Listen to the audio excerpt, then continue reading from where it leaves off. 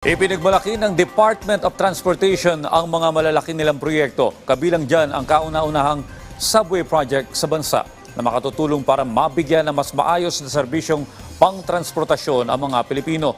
Si Ryan Lesiges sa detalye.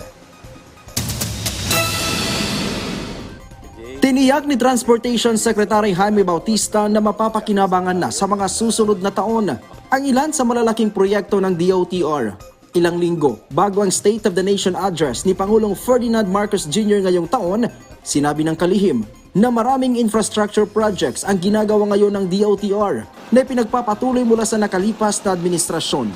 Una na daw dito ang pagtatayo ng North-South Commuter Railway o NSCR. Ito ay 147-kilometer railway na tatakbo mula Clark patungo sa Calamba, Laguna. Inaasahang magbibigay ang proyektong ito ng mas mahusay na serbisyong pangtransportasyon na makatutulong sa pagunlad ng ekonomiya, lalo't higit sa mga nagtatrabaho at naghahanap ng trabaho. Yun ay ongoing ang construction, no? Ang ating contractor doon ay isang Spanish group, no? And we're working closely with them, no? So far, kailan po yung target completion nun, sir? Ang target completion nitong ating North-South Commuter Railway, no, ay by 2029, no? 2029. Although we're expecting that we will have partial operations by 2027, no? Bukod dito ay tuloy-tuloy din ang konstruksyon ng kauna-unahang subway sa Pilipinas, ang Metro Manila Subway Project. Ito ay 33 kilometrong underground railway system na magsisimula sa Valenzuela. Meron itong state-of-the-art train sets na kayang magsakay ng mahigit 2,000 pasahero kada train. Sa ngayon ay nasa 14% na ang physical progress ng proyekto at inaasahang magiging fully operational sa taong 2029. Tinatayang nasa 488.5 billion pesos ang pondo para sa proyekto na pinondohan ng Official Development Assistance mula sa JICA at ng pamahalaan. Ang mga achievements natin dito ay nag-start ng magkaroon ng operation yung mga tunnel boring machines, no? Sa ngayon ay meron na tayong 4 na tunnel boring machine na almost 24 hours yung operations niya, no? Within the year ay magiging 6 yan, no? And sa mga susunod na taon ay magkakaroon ng up to almost 19 tunnel boring machines, no?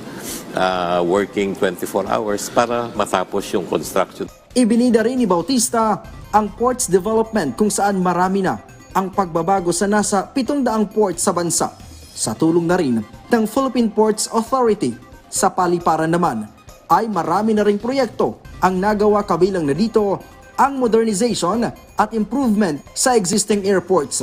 Isa sa malaking proyekto na inaasahan ngayong taon ay ang modernisasyon ng Manila International Airport. Dapat matapos kaagad para naman maging komportable ang experience ng ating mga pasahero ay ang modernisasyon ng Manila International Airport, no? By September 13 or September 14 ay magte-take over na ang private proponent natin, no? And sila ay mag-i-invest ng almost $3 billion, no? Para ma-improve yung ating existing facilities sa Manila International Airport, no? Ma-increase yung capacity from 32 million up to 62 million, no? So napakalaking improvement nito. Isa pa sa tinututukan ngayon ng Transportation Department ay ang PUV Modernization Program o ang PUVMP.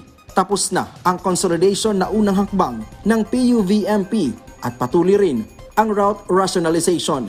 Matatandaan na isa sa mga highlights sa nakalipas na SONA ni Pangulong Marcos ang Build Better More program ng DOTR. Sa ilalim ng Build Better More program, 83% dito ay pagpapatayo ng mga tulay, seaports, airports, kalsada at mass transports. Ryan Lesiges para sa Pambansang TV sa Bagong Pilipinas.